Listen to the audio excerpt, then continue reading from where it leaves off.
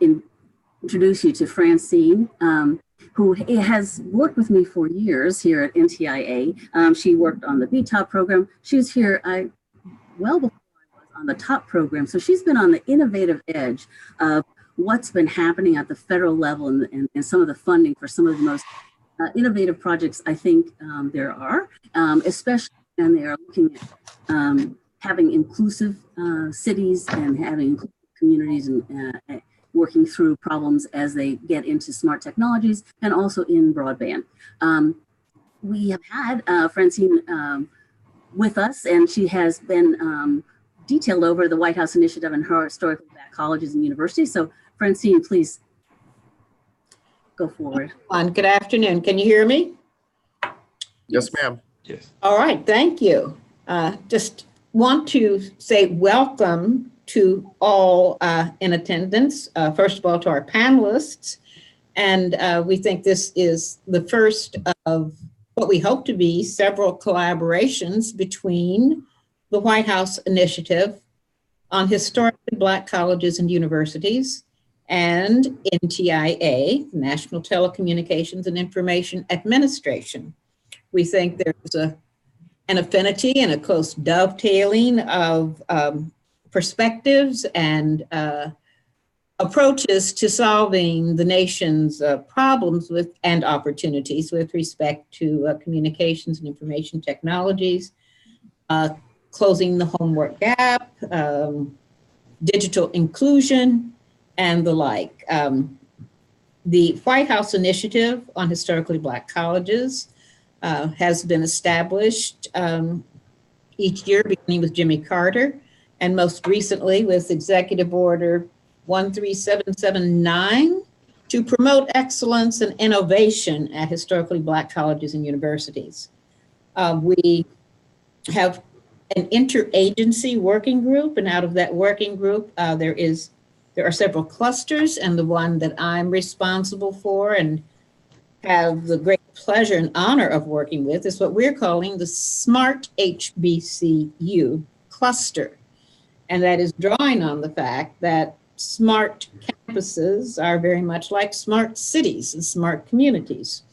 So HBCUs are anchor institutions, they have host communities, but they are in and of themselves communities as well. So welcome. We want to get this started. Don't want to take up all the time, but I think one of the unique things and the pleasant thing is to be able to have this co-hosted by an HBCU, and that is North Carolina Central University's School of Law, and a longtime colleague and friend, Greg Clinton, who was a BTOP grantee and has leveraged that funding and that program, and is certainly a model and exemplar of what can be done with HBCUs. So thank you, Greg, thank you, Ulysses, thank you, Johnny, thank you, Jean, and let's move on. Well, thanks, Francine. As you see, we've got some great speakers coming up today. We got Gregory Clinton, Senior, who is the Director of Information Technology and Facilities at North Carolina Central University School of Law. Ulysses Vinton, Chief Smart Communities Officer for the County of San Mateo, California. And Johnny Park, who is the CEO of Wabash Heartland Innovation Network in Indiana. And I'm going to have each of them, as they come up, tell you more about their backgrounds, but we selected them because we think they are really doing some amazing work in the smart communities and smart cities area. And we think that, kind of if you look at kind of the ecosystem of smart cities and communities, that the colleges and universities have a great role to play. And it can be done in any kind of way, whether you're interested in public Wi-Fi, and kind of looking at adoption of new technologies, which Ulysses will be talking about, or the program that Greg will be talking about, which is very much a law-based kind of campus writ large, or the rural kind of network that they're trying to set up and are in the process of setting up in Indiana that Johnny Park will be talking about. It's amazing. I just wanted, before we do that, I want to talk a little bit about NTIA. Would you go to the next slide, please? NTIA, when I work for the part that does Broadband USA, And we work on convenings and other things. I'm not sure, have you gone to the next slide? Maybe it's just not coming up yet. Great, thanks. As you can see, and one of the things that we do, and one of the things that Francine will be helping on when she comes back, I'm sure, is convenings and different kinds of educational functions. We also have a group of people who assist on helping people develop their smart communities and city ideas, whether it's through planning or looking for partners, that type of work. We also do a lot of work on broadband. How do you make broadband economically viable in rural areas? Next slide. But I did want to tell you about one project that we work in particular on, which is the Global Cities Team Challenge. Ulysses and Johnny work with me a great deal of that. Ulysses is on the leadership team for a smart building supercluster. Johnny's on the leadership team for a smart ag and rural supercluster. And it's all bringing together people from industry, universities, nonprofits, and local governments to work together on trying to get to the next level with smart cities and communities practices. There are a number of universities and colleges involved. So, as you learn about this, you can learn what other colleges are doing. It is run by NIST, which is our sister agency here at Commerce. The idea is to try to have people work on people-centric designs that kind of will move the needle for living in the U.S., whether it be health or transportation, energy, all of these kind of components that are listed here. And the idea is that we continue to work together, and each of these groups is developing or has developed a blueprint of best practices, so that if you're interested in public Wi-Fi, you can go to the website and look under wireless and get their blueprint for the things to consider as you go forward. We have the same thing if you're interested in transportation, and smart ag and rural is new, so that will be coming. Next slide, please. So anyway, I just wanted to give you this quick overview and hope that if you are at all interested in Global Cities Team Challenge, certainly contact me or Ulysses or Johnny. NTIA also has a lot of publications that are available. And if you wanted to work with any of our technical assistance folks, including myself, let me know. Okay, next slide. Now you're going to get to find out more about the virtual justice system that Greg Clinton heads up. And it is, and I know that you say, oh, it's a very hard thing to do, but I think that he has learned so many techniques about making this kind of virtual campus work that it's just something to pay attention to. Greg, and would you mind giving just a bit more about background of yourself? Sure, not at all. Thanks, Jean. Hello, everyone. I'm Greg Clinton. I'm the Director of IT and Facility Management at NCCU School of Law. I'm also the co-founder of the Virtual Justice Project. I started at NCCU in 1998, but prior to that time, I consulted to law firms and churches. I automated their operations. And once I started at NCCU, we had one of the worst technology programs of any law school in the country in 98. And at that time, I had promised a person who recommended me for the position I'd stay at least 5 years. And my goal was to stay 5 years to make the law school's technology program competitive. And then within those 5 years, we made the law school technology program competitive. It got to the point where we had over 95% of our faculty using technology for instructional purposes. We had all of our classrooms, electronic high-tech classrooms, and we just create a user-friendly environment. And then I was about to leave NCCU, and I was going to do something else, and then another opportunity came up for us to expand our existing footprint at the law school with a renovation. And when we did that, I was like, oh, this is kind of cool. So I stayed a little while longer. And then I was about to leave in 2009. And then in 2009, I ran across this great opportunity with NTIA, the BTOP program, the Broadband Technology Opportunities Program. And when we read the information, we looked under the Sustainable Broadband Adoption Project, and we said, wow, this actually seems like it was written for us.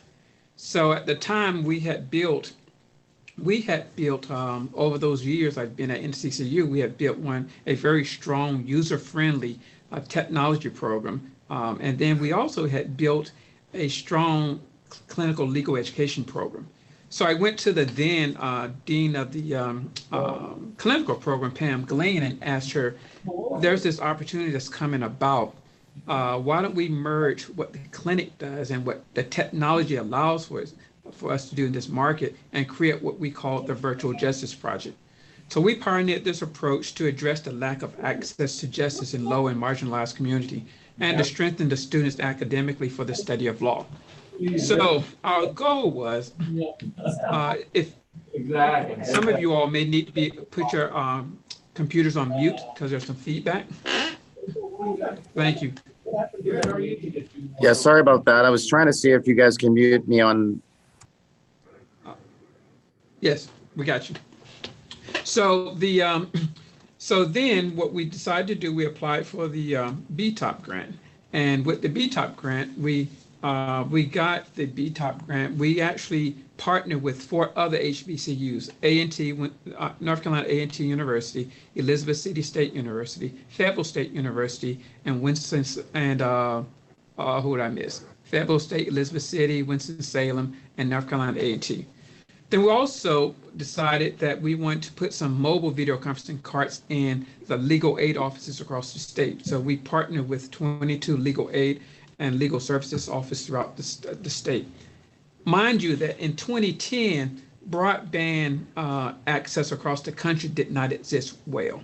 In fact, at that time, Zoom did not exist. Citrix GoToMeeting with Faces did not exist. BlueJean didn't exist. A lot of these offerings that we have today did not exist. We always wanted to get into distance education, but we felt that asynchronous distance education is the market we did not want to go into. We wanted to go into a synchronous market where we could use HD video conferencing. So when this opportunity came about, we decided that the time was right to get into the distance education market using synchronous distance technology for HD video conferencing and telepresence. So we applied for the grant and we got it. And when we got the grant, we built the telepresence room, Polycom's telepresence room here at NCCU. And that's the room I'm speaking from now. And from this room, the telepresence room is called the RPX Real Presence Experience 418 because it has 4 screens in the room and 18 seats. And in this room, we can connect to another room similar to this room, and it gives a illusion that we have one complete room. Or as you can see on the slide presentation, there are 4 panels. We can connect a location per panel, so that's be 4 locations per panel for the room, or we could connect up to 25 locations per panel. So we can have 100 connections from this room. So we're able to talk synchronously in a real-time interactive mode from this space. We built the smaller telepresence rooms at the 4 state schools I mentioned, and this is an example of those rooms. And then we put together this portable video conferencing cart that we put at the legal aid offices throughout the state. Now, our goal was to do 3 basic things with the BTOP program and the Virtual Justice Project. One was to create legal literacy for people.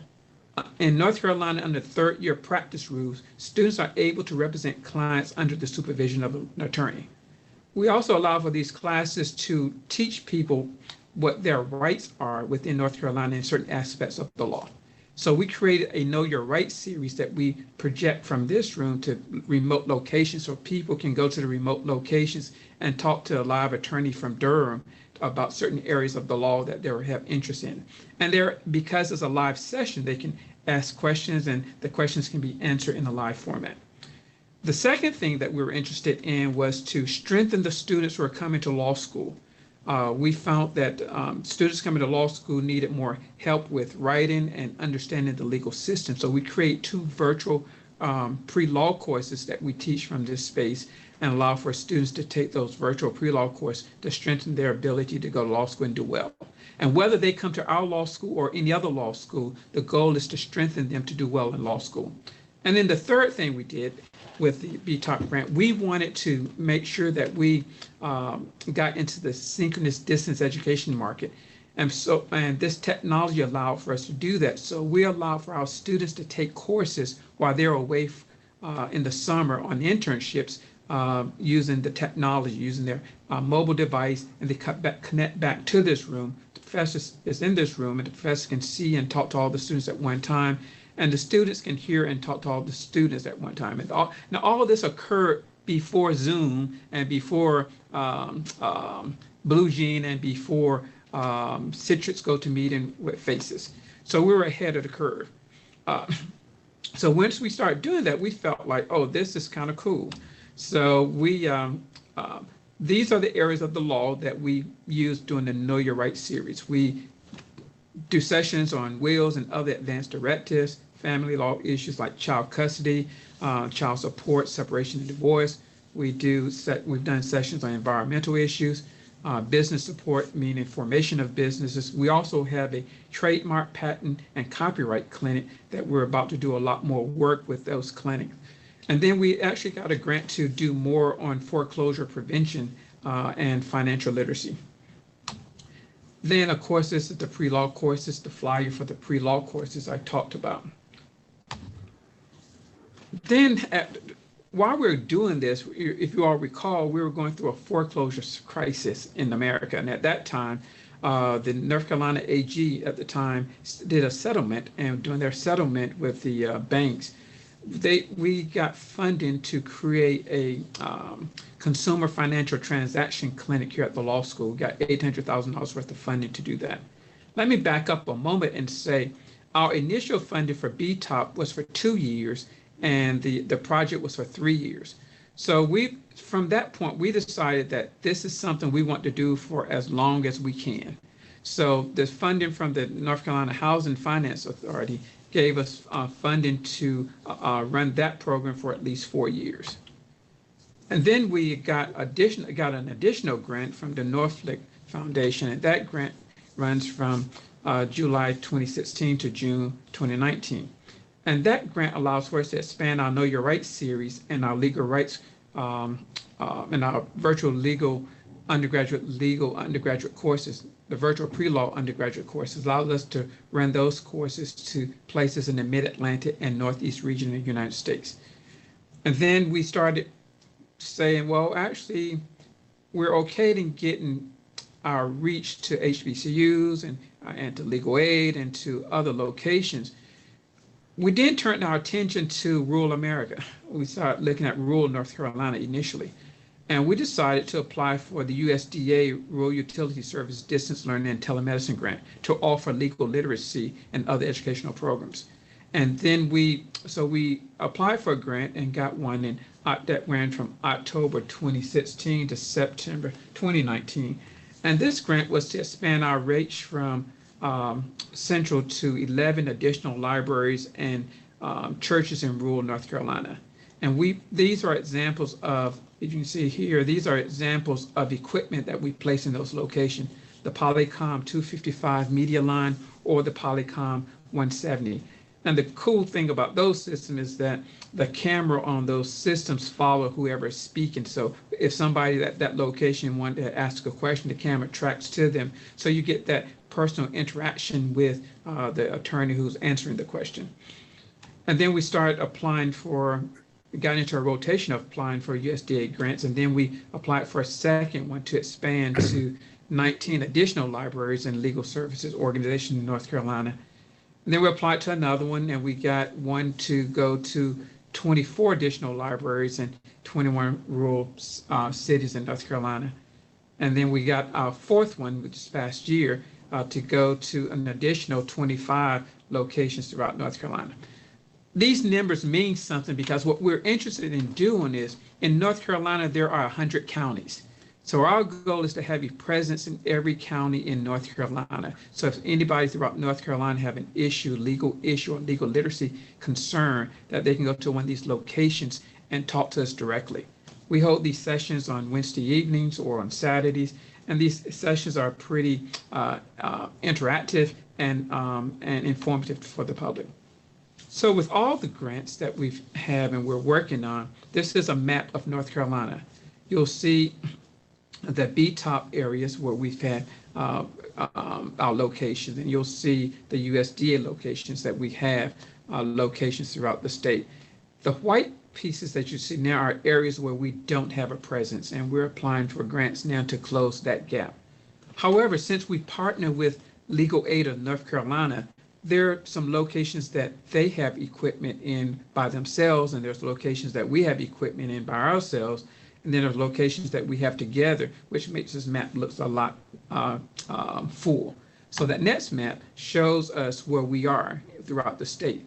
The red shows where we are by ourselves with equipment. The yellow shows where a legal aid is by itself, and then the blue shows where we are together. So you see the white spots on the map is less. So pretty soon, and we just applied for 2 more grants, pretty soon we'll close out those white spaces on the map, so we will completely have coverage throughout North Carolina.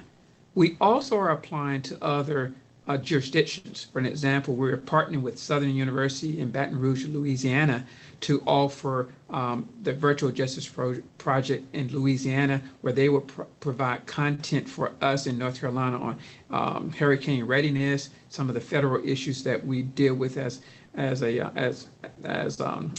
institution for clinics like trademark, patent, and copyrights. And they will provide the content and the expertise and serve as an additional hub. For us, we tend to think that there's an access to justice problem in America, and as whether it's civil, criminal, environmental, or business. And the Virtual Justice Project kind of helped close that gap. We're here to assist students to get into law school and do well in law school, as well as people to understand what their rights are throughout the areas in which we serve. And that's essentially what the Virtual Justice Project is.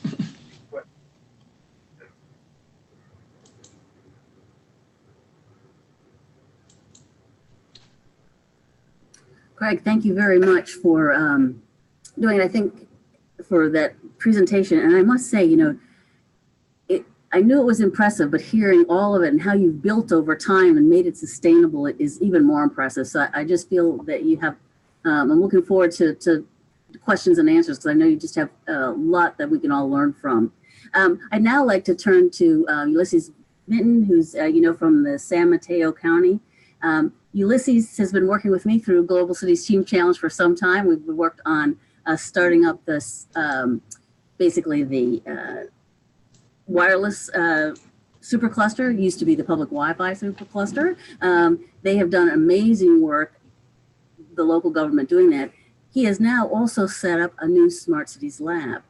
So I think Ulysses has a lot to tell you. And I have to say, that he's just been great to work with in all these projects. And so I'm just delighted to have you on. Thanks, Ulysses. I think maybe his mic is off.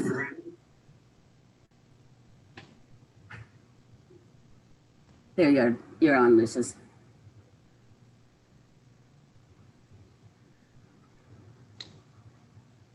You want to try and see if we can hear him? Ulysses, talk to us so we know if we can hear you or not. Testing 1, 2, 3.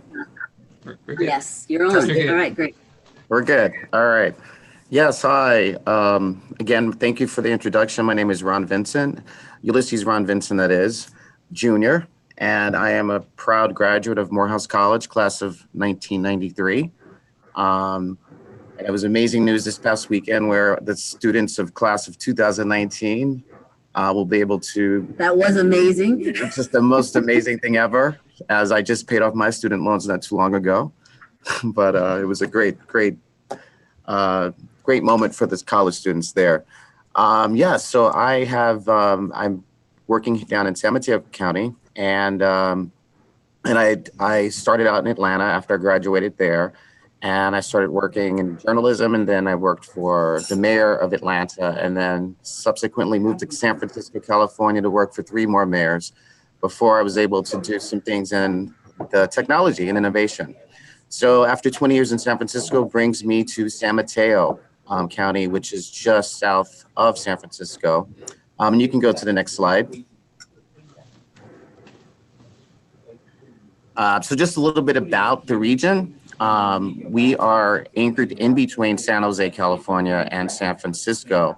We're roughly, it's a large very diverse population where you have the Bay side, where you have a lot of your more dense cities, small to medium size, and on the Bay side is where it's more rural and agricultural. Industry is there. It's Highway 1, as everyone knows, is a major artery down the coast of California. And so we're roughly about 756,000 people as a county. We have 20 cities, again, all small to medium size. We have 22 parks. We have 23 school districts.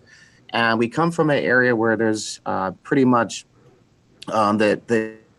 the income levels are much higher, as well as the home prices are higher. And we also have, of course, one of the most diverse network of startups and tech companies and companies from the pharmaceutical industry like Facebook, and financial institutions like Visa, Box, and SurveyMonkey, and you name it. A lot of that innovation is happening in the heart of Silicon Valley here. Next slide. But there's a lot of challenges that face San Mateo County. In the last couple of years, we faced the havoc of having some wildfires that devastated many communities in Northern California that had a significant impact on air quality for the entire region. Traffic is always a problem here. With the amount of growth that we're seeing, traffic is probably one of the top 3 issues facing the people that live in this region, as well as the digital divide. Many people think that everyone is connected in Silicon Valley, but unfortunately that is not the case. And there's a significant number, particularly in the communities of color in Silicon Valley, that have been left out and have limited to no access to the internet.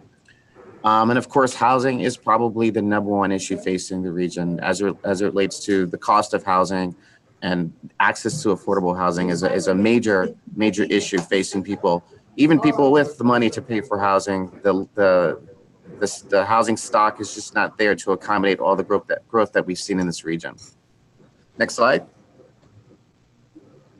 So back in 2014, San Mateo County embarked on a public Wi-Fi program. Once they had, they've identified the areas of concern where there was a lack of access to the internet. The county was able to use capital funds that came from a bond measure that was passed back in 2013. And so as a result, and as you can see on the map to your right, we have 80 locations of free public Wi-Fi. And these are areas where they're next to schools, next to libraries, actually in Main Street of downtowns. It's at community centers, at gyms, and we're averaging about 1 million hours of use per month from the users. And we've now merged this Wi-Fi program as part of the SMC Lab program, which is a smart region initiative. And I'm sure everyone has heard a lot about the smart city space and how cities are trying to do more things, deliver services more efficiently and improve the quality of life for people.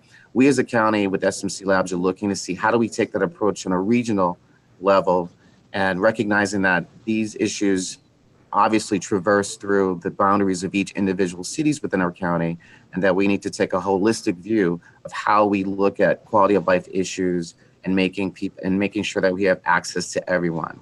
One of the latest ones is East Palo Alto, which is a city right next to Menlo Park, which is right across the way from Facebook. And so this is one of the last bastions of the working class communities that have been around in the Bay Area for a very long time. So that's been, for the last year, we have made East Palo Alto part of our innovation zones, if you would, as we look into how do we make these cities connect, how make sure they're connected, and of course, delivering our services a lot more efficiently. Next slide. So with over 80 locations of free public service, we first focused on the facilities that we have. So that was a natural thing. Obviously, our county campuses, we have located throughout the 455 square miles. We have parks, we have community centers, we have DPW yards. So one of the things that we were able to do is just kind of install such infrastructure for future use, for whether it's for for city services or for the community at large. And so one of the things that we had to identify is that we identified the underserved communities. We looked at the local businesses and how they're able to gain more patrons as a result of having people connected in their communities.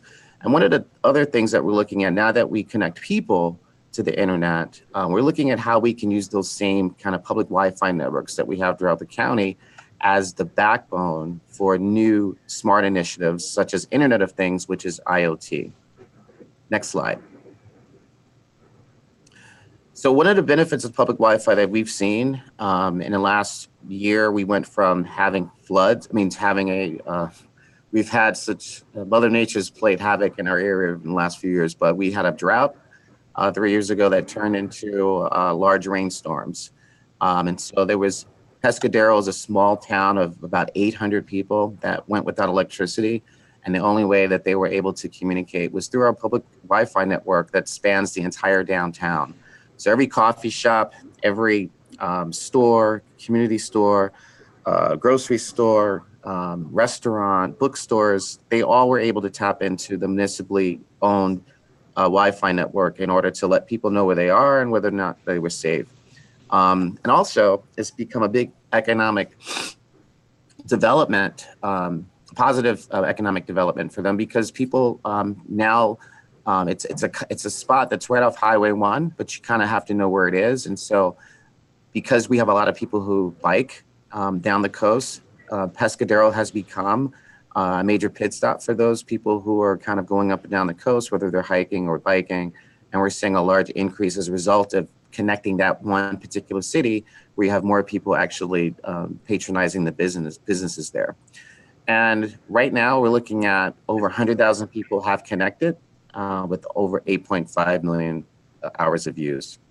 So we're looking at ways to how do we leverage the success here. Next slide. So we looked at 4 pillars as we set out to look at what do we want to do? What are the goals for public Wi-Fi for people? And again, this is something that we have to explain to our policymakers. We have to get buy-in. So we wanted to make sure that we wanted to capture why, what is the overall reason to do this. And we actually did a survey. And as you can see here, it's pretty evenly split between the 4 pillars that we have identified. And that's easy access to county services, educational opportunities, good for local businesses, and service for those with limited access, which is obviously the highest one, because we have seen in many instances where a lot of our residents would have to go, they have no access at home and would only have access in like the small town main streets throughout the county. Next slide. So one of the things we looked at is East Palo Alto, as I mentioned earlier, is one of the, it's right in the heart, right on the bay. It's surrounded by a lot of technology headquarters. And so what we've been trying to do with East Palo Alto is we've been meeting with their city leadership. We've been meeting with their city agencies. We created an innovation zone.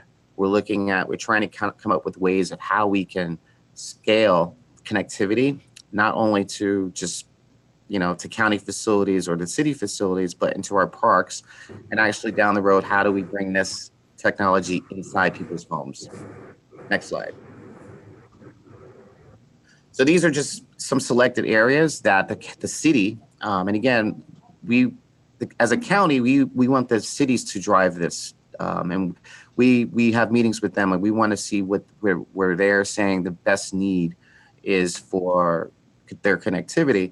And so these are 3 parks that have been identified by the city that are heavily used by young people and by organized sports and by just community activities. And they really would like to kind of bring innovation to these 3 different parks.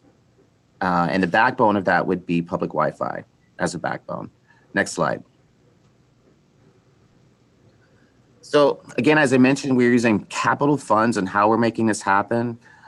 We can't really do any of this without having the appropriate stakeholders involved. So it's a collaboration between the city and the county. East Palo Alto not having a lot to invest in innovation or resources or connectivity. In fact, they've had a moratorium on construction because of the lack of water. They don't have contracts in place for that, so you can't build until you have that in place. So they're very they lack the resources to do any of that, and that's where we see SMC Labs in the county stepping in and being that resource for them to connect not only the citizens, but connect the agencies and the outer offices that are outside their city halls, that are near parks, that are near closer into the neighborhoods. And so some of the technology we're using is CBRS, which is new. We're looking at seeing how they can control their Wi-Fi service as a private LTE, where they can manage who uses it and how much bandwidth is being, you can control the bandwidth. We're looking to see how do we scale it into larger portions of the area. In this particular town, East Palo Alto, they have a major issue with RVs, with people living out of RVs right on the bay. And they're trying to see how that they can accommodate them, or see what services can be provided to this community of RV people who have been priced out of the market, but yet they still live and work in the area, but they're living out of their RVs. So we're looking at how do we scale and maybe bring that more services to those who are in need because of the high cost of living here. And so Ruckus has been a partner for us. We use Ruckus outdoor equipment. And we use a SmartWave, which is the vendor who actually, they've done many cities throughout the country based out of Atlanta. We've used them to do the installs for us. Next slide. So what we did was we created the 2 innovation zones, one being here at County Center. That's where I'm located. It's the government complex in Redwood City, California.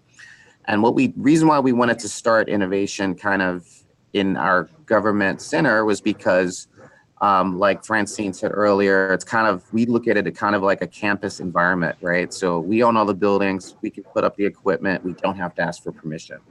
So we're kind of more agile than having to ask cities to do whether or not we can put a device on a pole, or whether or not we can do some trenching in the street. So we started out with the county-owned property. County-owned, operated, it's our building. And the focus of this particular presentation is about Wi-Fi, but we also are looking at other connectivity options such as LoRaWAN, NB-IoT, Helium, which is a blockchain type connectivity, and millimeter wave, to see how, because of the diversity of our county being both agricultural and also heavily populated in some areas, we want to see which one of these technologies work best when we think about scaling free Wi-Fi or any type of innovation throughout the county. Next slide. So this was a natural progression. So as you can see, that next box down there, that's Redwood City downtown corridor. So that's where you have a lot of your major restaurants, your movie theaters, your cafes, and entertainment complexes, and a museum. And so one of the things we partnered with Redwood City is that, as you can see in the red box, which is our county center, we wanted to partner with them and say, you know what we do in our little innovation zone, we can easily scale, whether it's public Wi-Fi or looking at smart irrigation type use cases, we can easily scale that into their downtown corridor without having them to make any type of capital investment, because the technology, as we're seeing, is that it's easily scalable from the roof on one of our buildings into the downtown area to extend the Wi-Fi service into an urban area. And again, this is great because, our position is that, these are all kind of pilot tests that we're doing, where we're looking to see how easily can we scale into other areas. And right above that little square, there's another community center called the Siena Youth Center. 50% of the kids that attend that community center regularly don't have internet in their homes. And so they come after school and they do their homework at that community center right above the downtown track. So, and we were able to do it very easily because of the equipment that we've already procured at our county center. So it's just another expansion of our innovation zone in that particular case. Next slide. Again, this is the entire county, and this is where we're looking to see how can we leverage the 22 parks that we have, and how can we leverage the 80 public Wi-Fi hotspots to do IoT technology.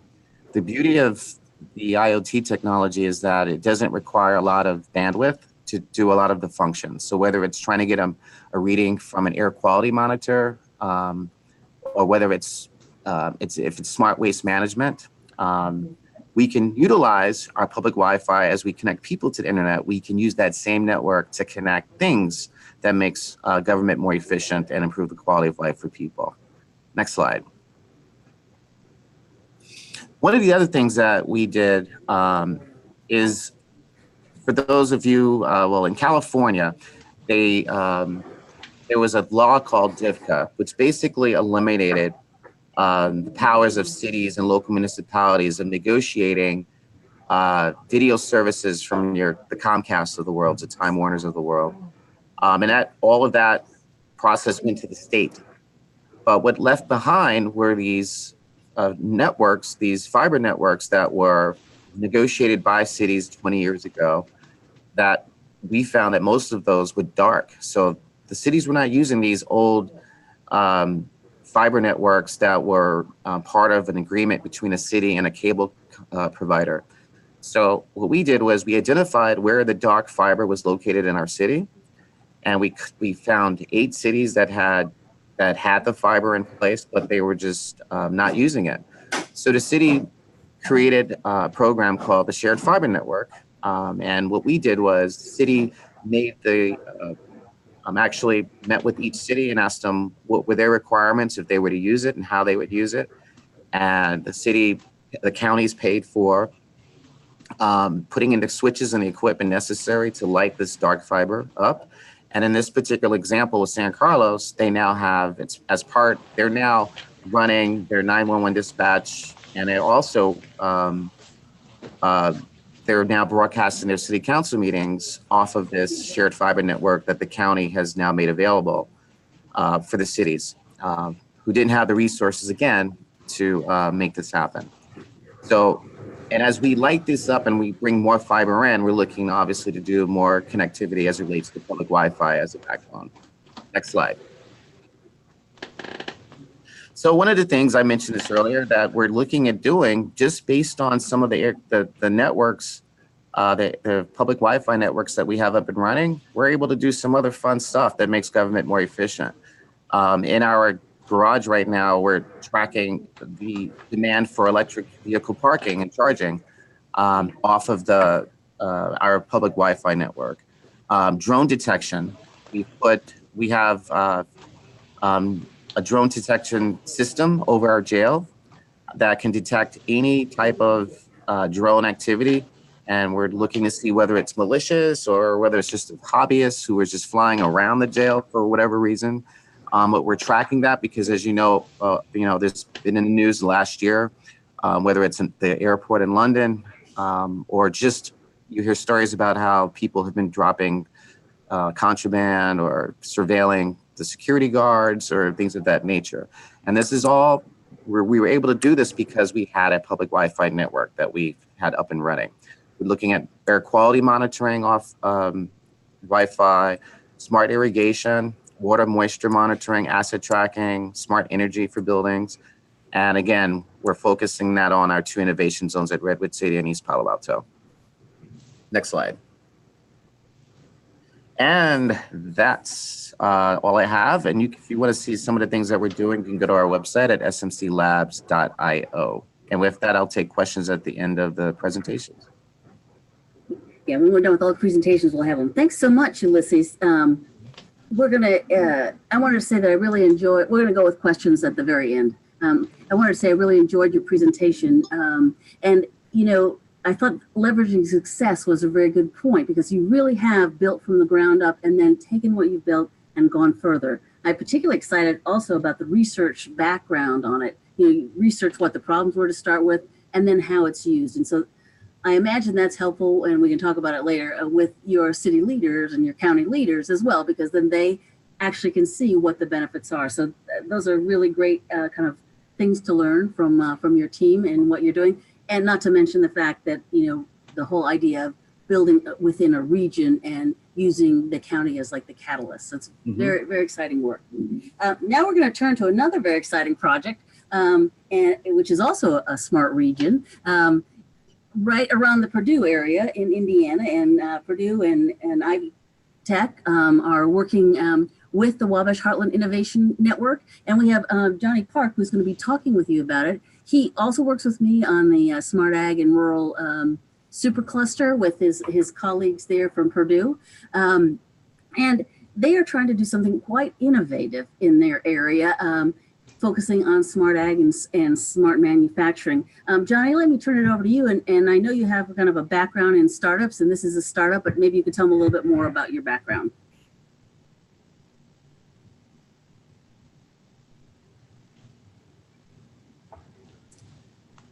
Johnny, I'm not hearing you. Can you hear me? Now I can hear Yes. you. Yep. Yes. All right, awesome. All right. Well, thank you, Jean.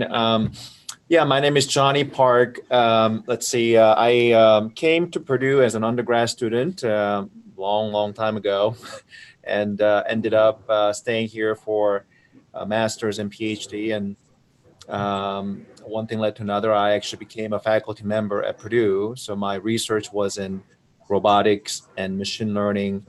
And I got a grant from USDA, and that's really how I got into agriculture. And so I just saw a tremendous opportunity and started a company around a smart sensor that can monitor insect populations.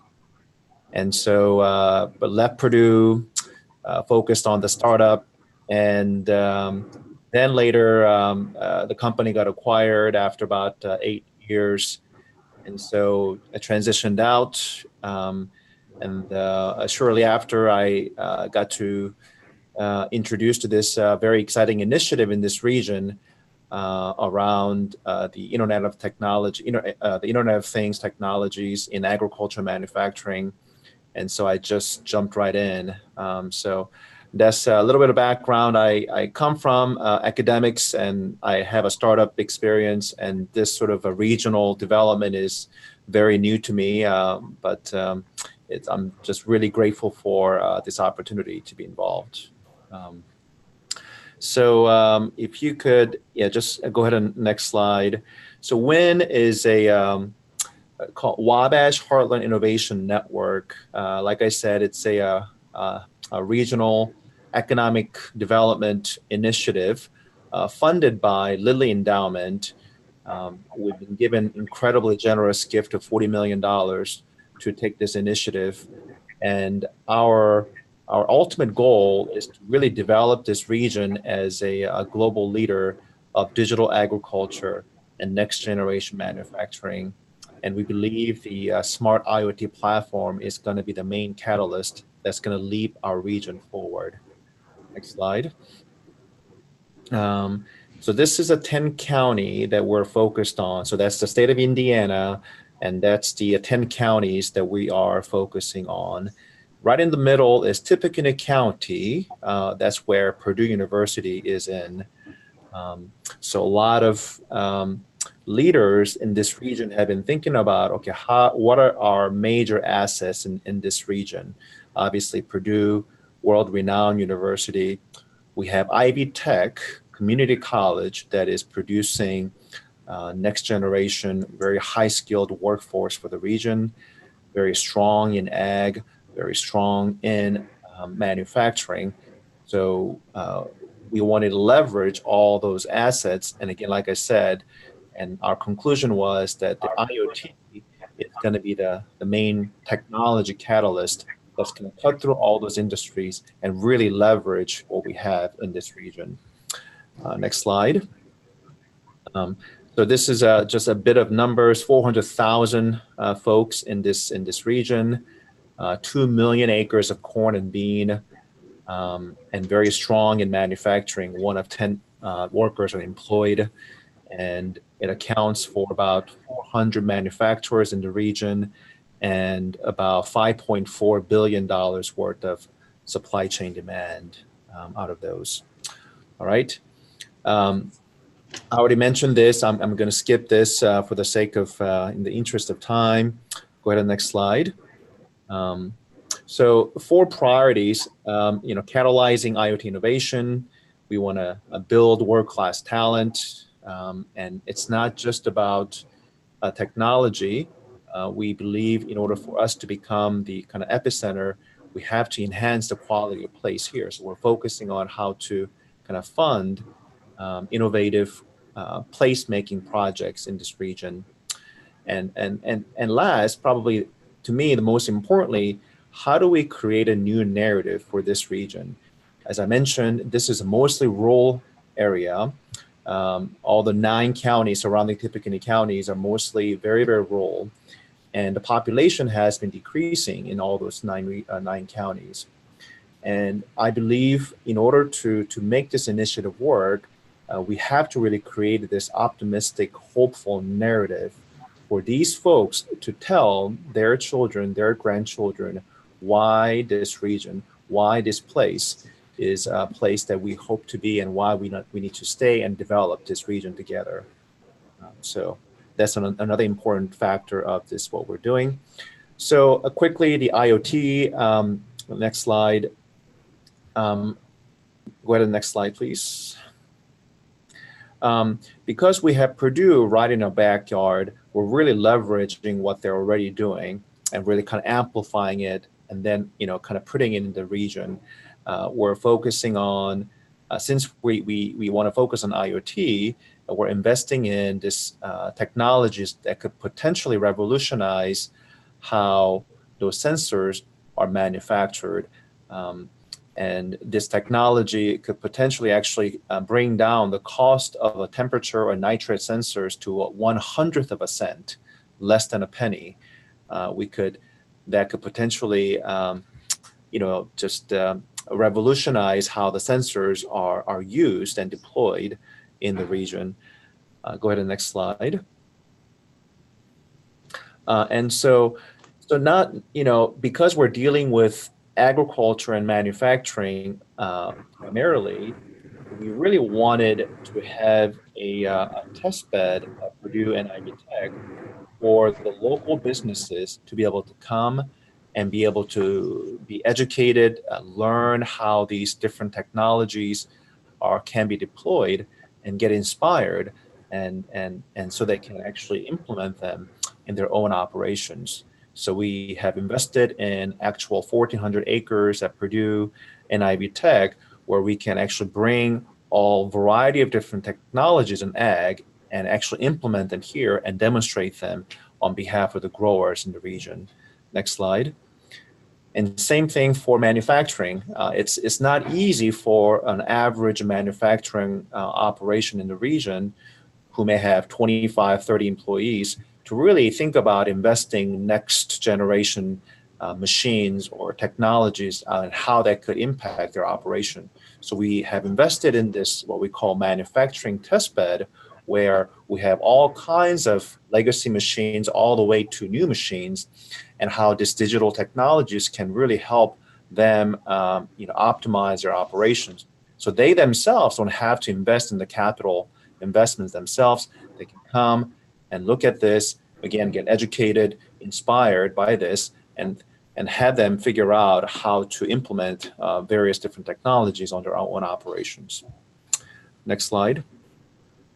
So just really quickly, the way that we envision really implementing and this digital technologies in the region, it's got to start from pretty small scale. So we have Purdue and Ivy Tech, and then as those technologies get a little mature, we're going to call a little bit of regional ecosystems, a little bit larger scale.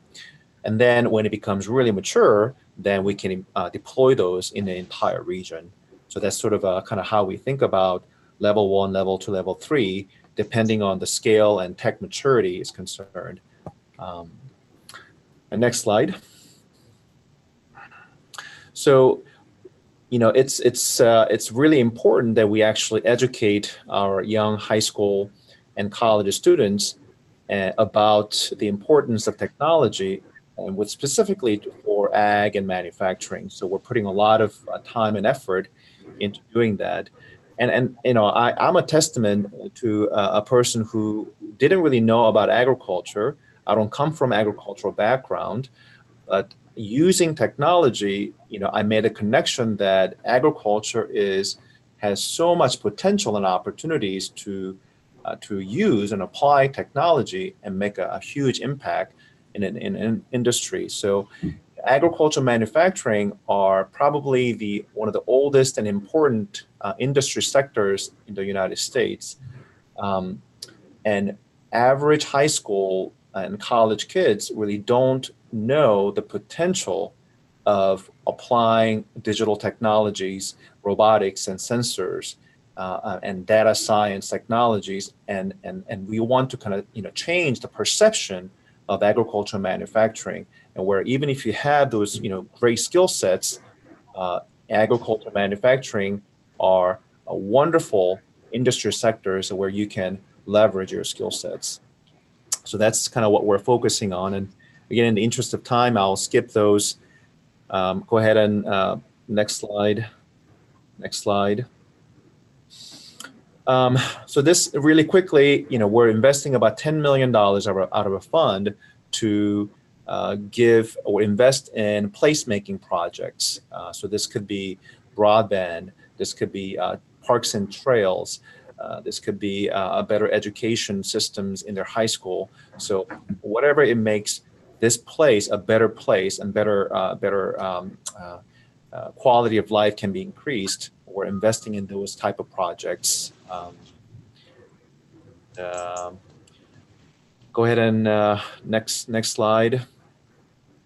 Go ahead and skip this slide. You've got time, Johnny. Go ahead.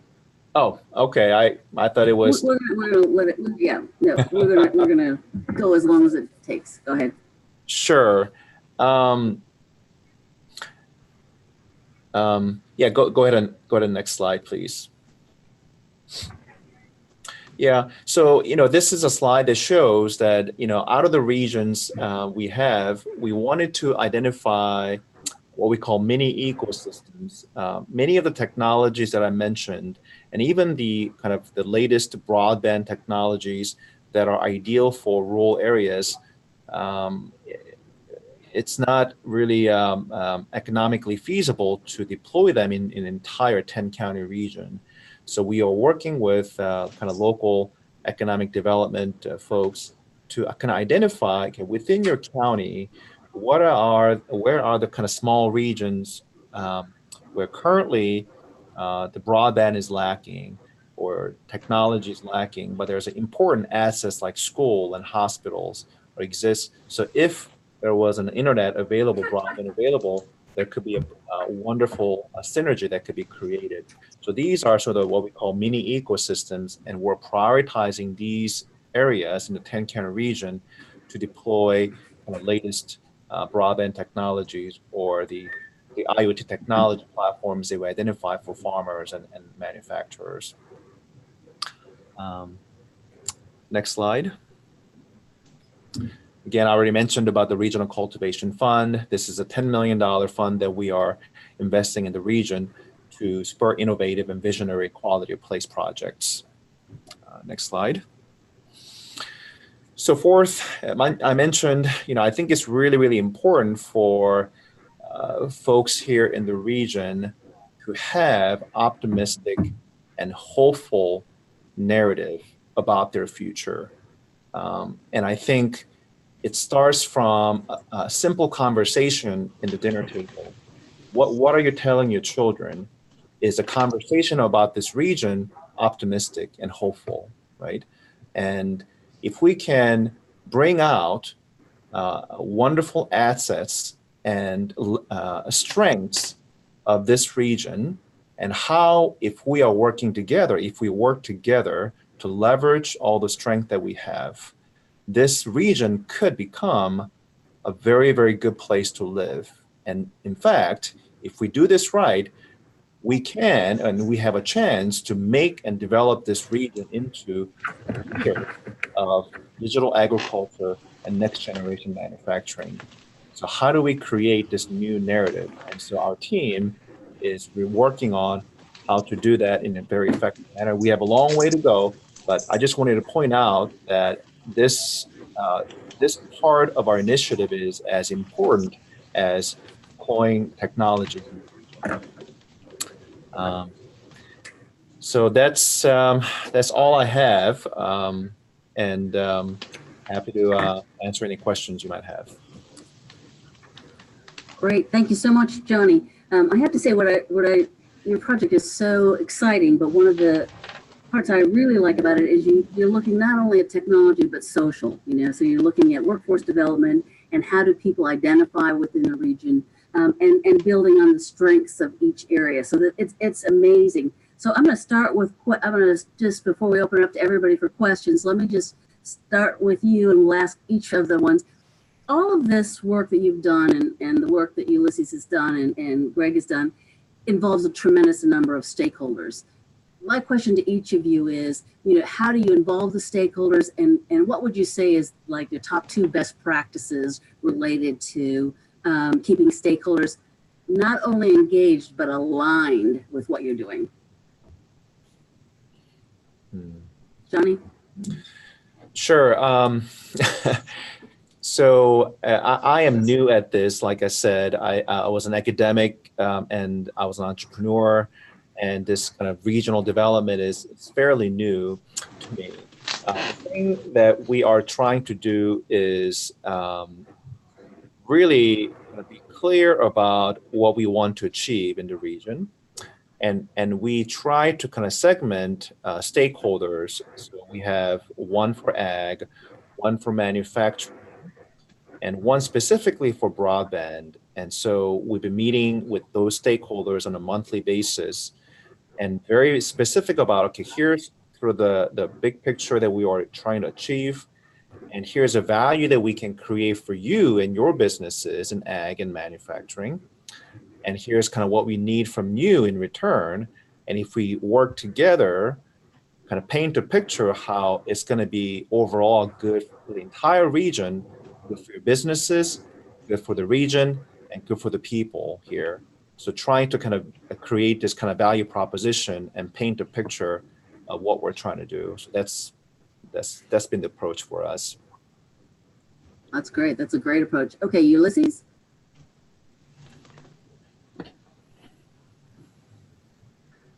I think he needs to have his audio I think turned you're on. muted. Did you mute yourself? It says, there we go. Can you hear me There now? you go. Yeah. Okay, we got you.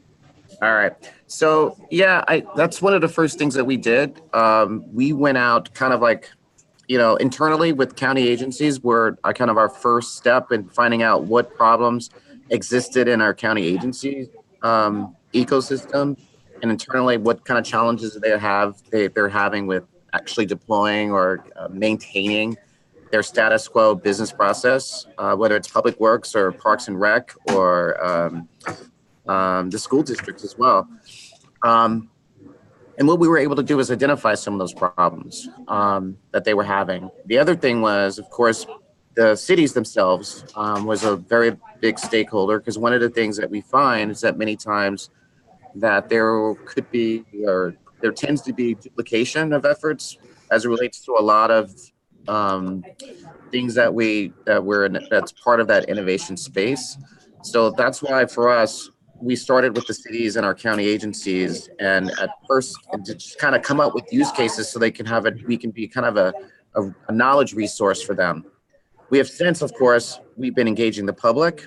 Part of it is from we partnered with a lot of the folks that were part of the open government community, the folks that took kind of government data, who made these kind of amazing apps over the last 10 years on our smartphones that just took data that was already existing and made it relevant for citizens. So we tapped into that community.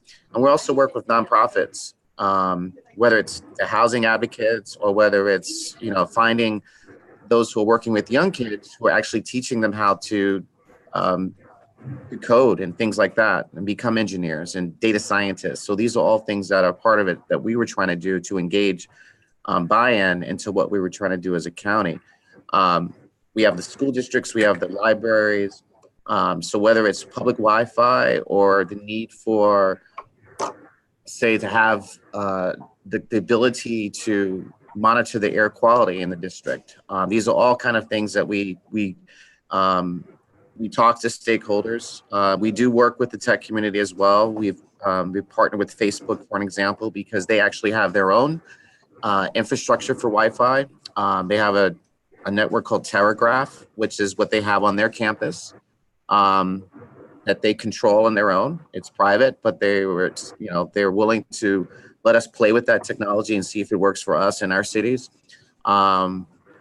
So there's a lot of stakeholders here, and we work with a lot of startups as well. So one of the things that we wanted to do is build these networks where if you have an idea for any type of use case, or if you have like some sensor technology that you want to test maybe on our network, we would allow you to do it.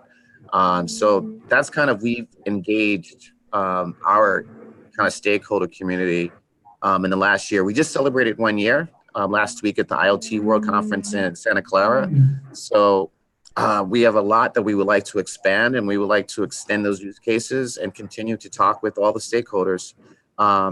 Because as we evolve and as we get more use cases up and running, we hope to have to be that clearinghouse where cities are looking for some type of innovation, something that's a use case that's been already been tested and piloted in our SMC Labs environment. We can give them the whole stack. We can give them the whole stack of information that they would need if that's something they would want to roll out on their own. Great, thanks so much, Ulysses. Greg, how about you on stakeholders? Well, for us, it's been really kind of nice to be, I guess, at the forefront of this.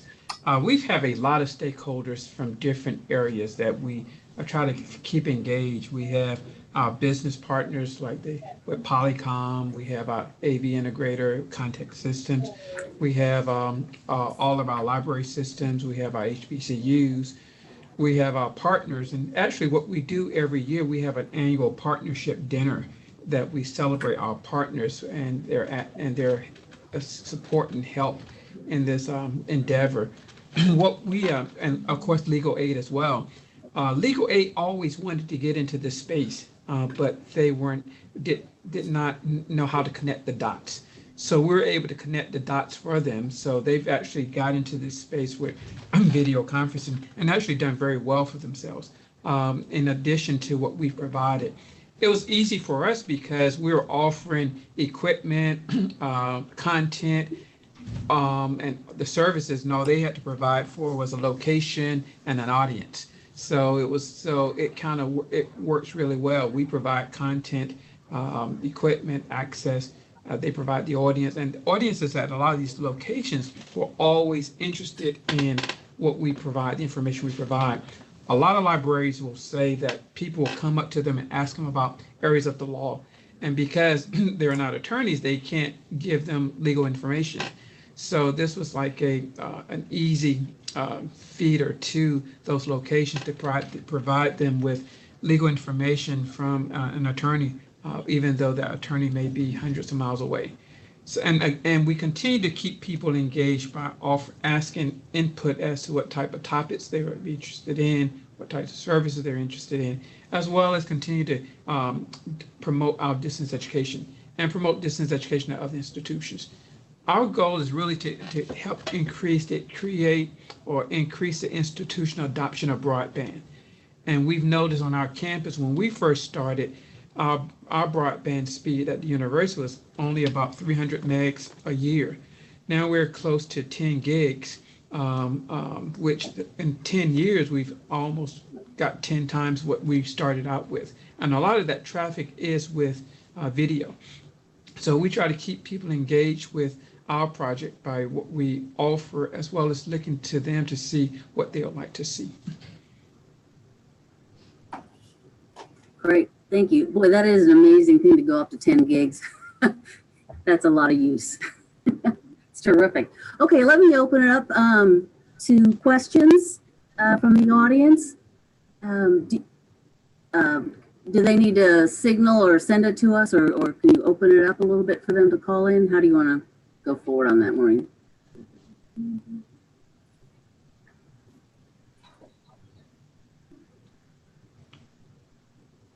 Miranda? Miranda? Hold on. So, does anybody have? You need to make that move. You need to do that. So if anybody have any questions, they can unmute themselves to ask. Oh, okay, great. Thanks, Miranda. You're And welcome. thanks for your help on the whole project. Okay, so just unmute yourself if you want to talk.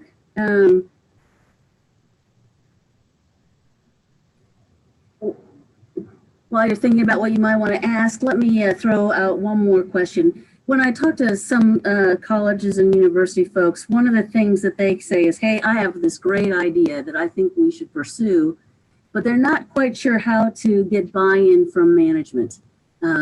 So I wonder if you folks would give them the benefit of your thoughts on, how did you get buy-in from management of the colleges and universities that you work with, or like say with the county, within the county government itself? Just how do you, make the case, and how did you make your elevator pitch, pitch perfect? Okay, let me start with Ulysses this time.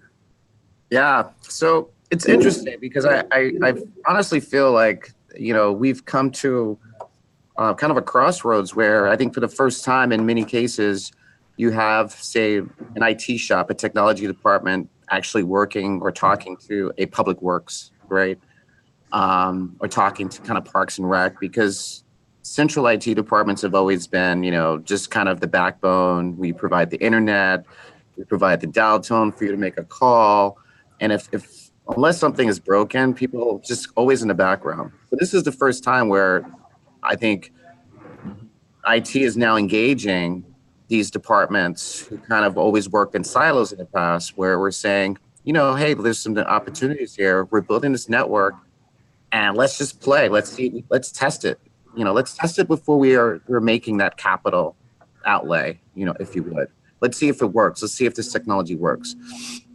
So I think a lot of it, the way we approached, say, our county agency, we did it and say, we're going to test this and let's see if this is something that can be, does it improve your work? Does it give you efficiency and knowing when say, if it's a smart waste disposal use case, if you know that particular bin is not full, is it better not to drive 15 miles because you're on a schedule to collect that trash from that disposal if it's not ready to be picked up?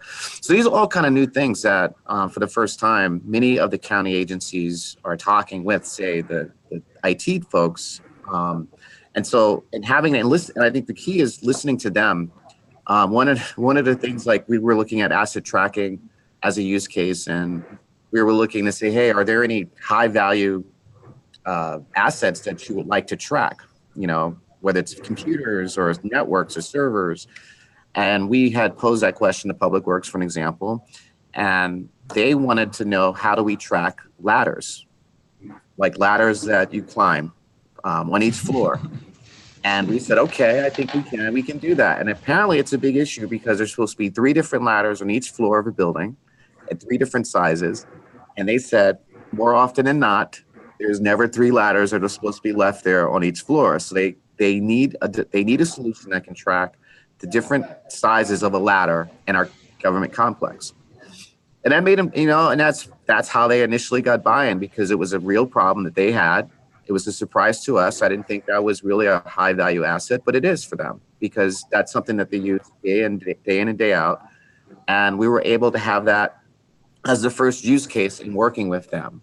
So I think as we move forward and we kind of play in the sandbox, if you would, I think management is going to be okay with it, because we're not spending a lot of money. We're kind of testing new technologies and see how it works, whether it be, if it's a Wi-Fi solution in the background, or if it's a LoRaWAN solution in the background, or NB-IoT, or any of these connectivity options that are now coming to fruition. We have this sandbox that we invite everyone to come play. And if they have a problem, we'll see if we can match a solution to it. Great. Greg?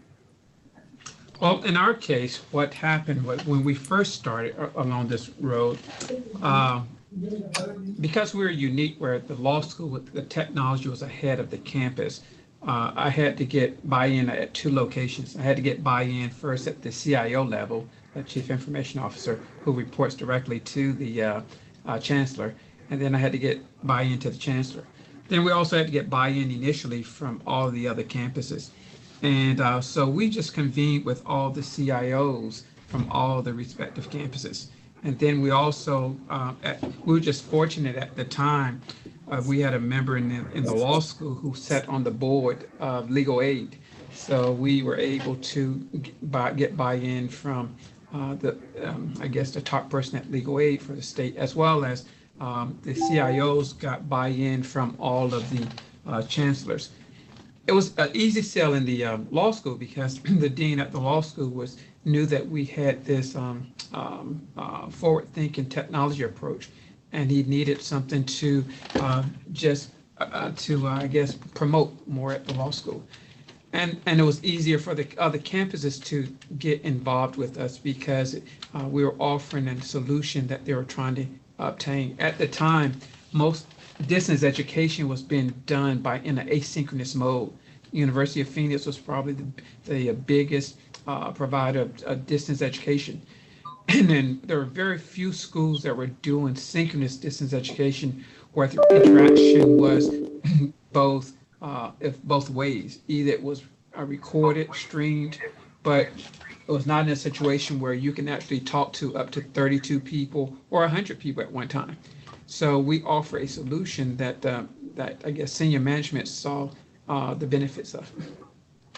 And for the CIOs, it was more interested. They were more interested in technology becoming more of a utility and broadband becoming a utility for the campus. So it was an easy sell for them. That's great. I like it. Okay, Johnny. Well, I mean, in our case, Lilly Endowment actually reached out to the leaders in this region first and expressed an interest of making a donation or investment in the region. So, it's, I guess, a unique in that this endowment wanted this region to think about if we had an investment coming from this endowment invested in the region, how could we best utilize that to lead this region forward? So it was a sort of a unique situation.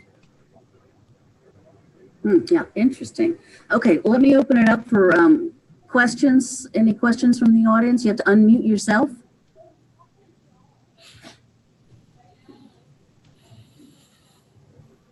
So there's a question from Miss Felicia Davis. She has her hands up. She can speak, right?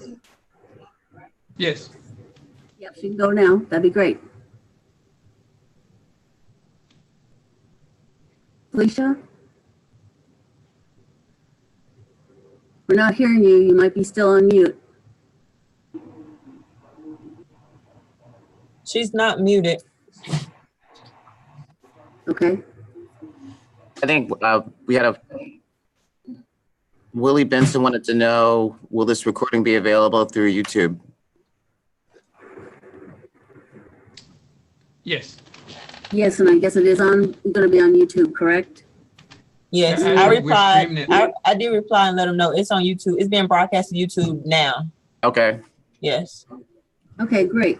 All right, one question here is, if you're at one of the colleges or universities and you had to think about what kind of workforce training will get people jobs in this smart tech area, what should they be thinking about when they look at that?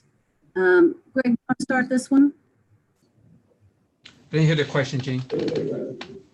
If taking a point from the colleges and universities, and the question is kind of, would you be able to give them some thoughts on if they were to train students to get into this kind of new smart technology, kind of the things that you're working on, what kind of training should they think about, and what kind of partner should they think about?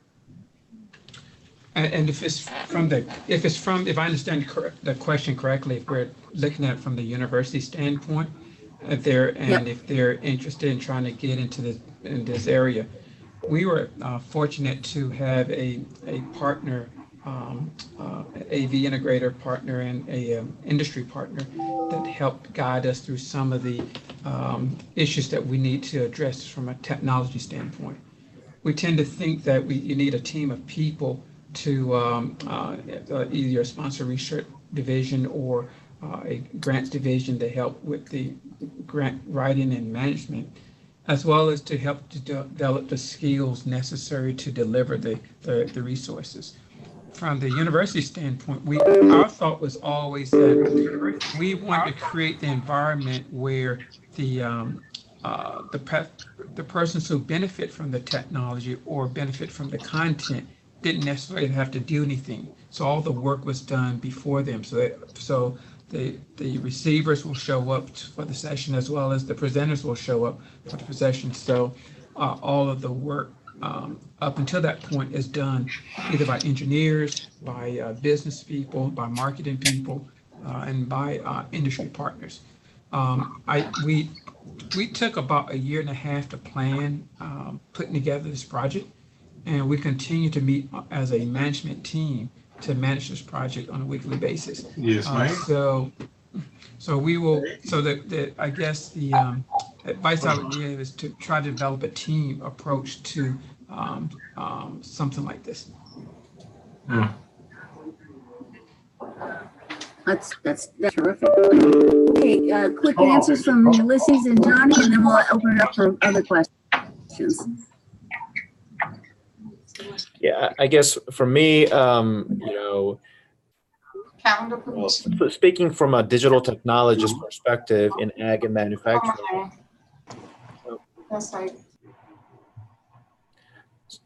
speaking from about digital technologies in ag and manufacturing, it's changing so rapidly that you need to think about not only training college students but training existing workforce. I think that is, to me, especially in rural areas, that's the greatest gap is at this point. How do we train and maintain this workforce who can then be ready for this rapid environment? I think that's a really good point about the training, not only of current students, but of the existing workforce. Ulysses?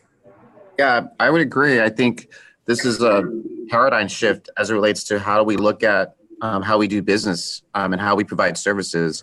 As I look at, even myself, a lot of it is when you talk about air quality monitoring, for an example, I'm not a scientist, right? So I rely on these people who went to Berkeley and who can break down what these numbers mean. So it's kind of like a whole different shift, and it's not even about the sensor or the technology, is like the content behind it.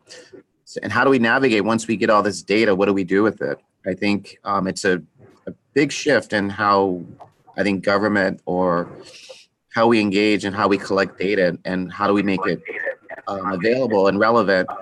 And then when you start looking at bringing in things such as AI and making predictions on certain outcomes, I think this is all kind of for not just government, but I think on many sectors as we move forward. Well, that's great. And Jean, Do we have any? this is Francine. Uh-huh. One, there's a Felicia Davis from, I guess, Clark, Atlanta, who has asked whether or not the HBCU libraries are connected. That's one question. And the other, which I find interesting, is that Clark, Atlanta is doing a digital session with Ashi University Conference in Ghana next month. Let's see if I get it right. You need to speak up, Felicia, if I don't have this right. But we're totally, and African digital distance learning with Senegal and Ghana, but we're totally new to this. And I guess she's asking for help, I'm not sure. Then she says there is a base at Southern U for smart cities. And Forest Park, Georgia is redeveloping Fort Gilliam into a logistics hub, low income community. Where might we start exploring public Wi-Fi? And will you post the contact information at the end? I guess contact information for all of you.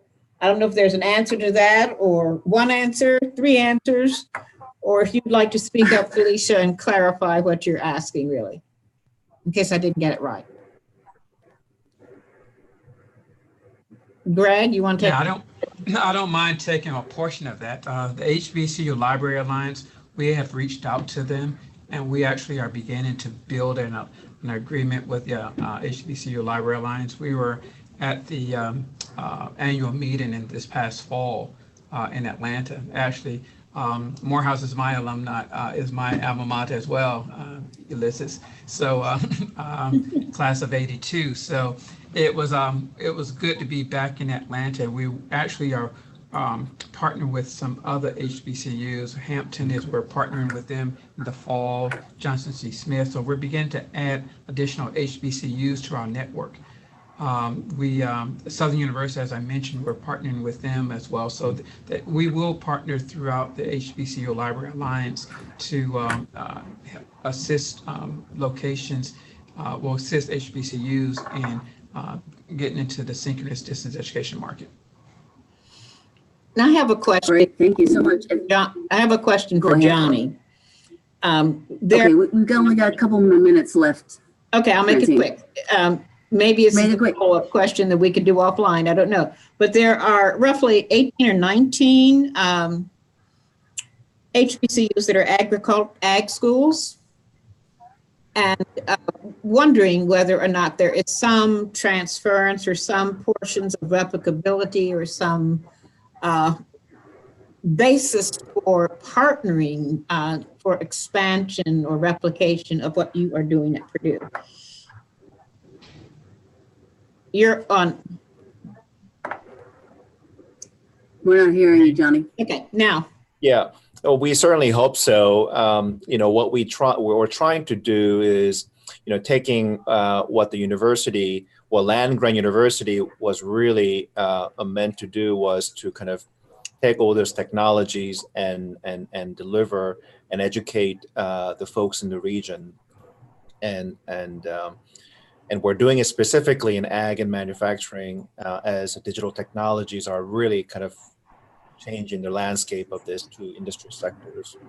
And so we're still, trying to figure this out. And I think we're probably going to, do some certain things right and certain things make some mistakes. But as we learn some best practices and things that work well, we hope to share that with other university-based regions that are rural, that we can kind of share the lessons learned and try to replicate what we're doing here.